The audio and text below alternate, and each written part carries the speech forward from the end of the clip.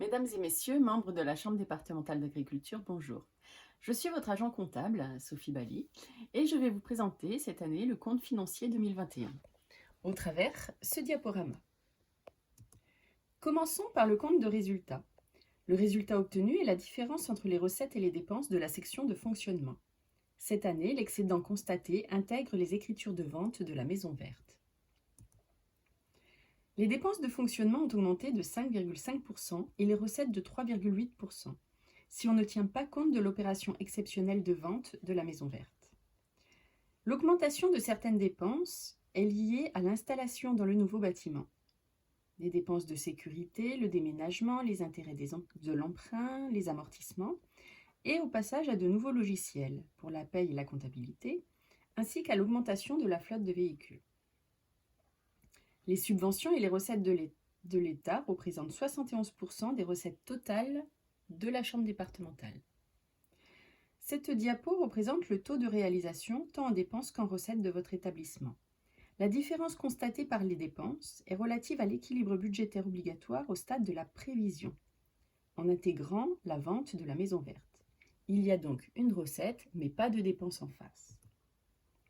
La capacité d'autofinancement permet de vérifier que votre établissement arrive à financer son activité courante.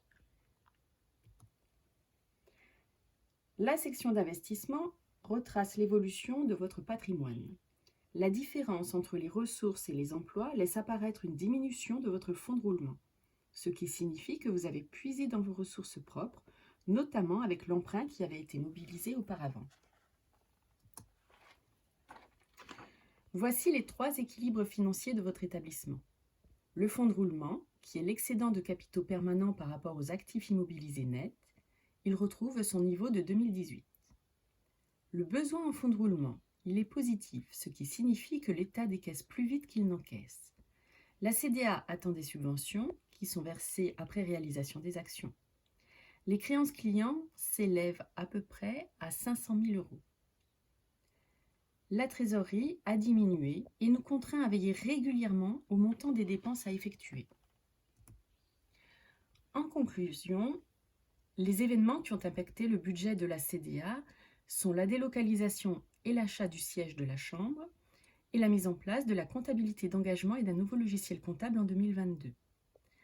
La situation financière de la CDA reste fortement dépendante du développement des prestations, des actions couvertes par des subventions et de la maîtrise des dépenses. Le niveau de trésorerie sera à surveiller. Je vous remercie de votre attention.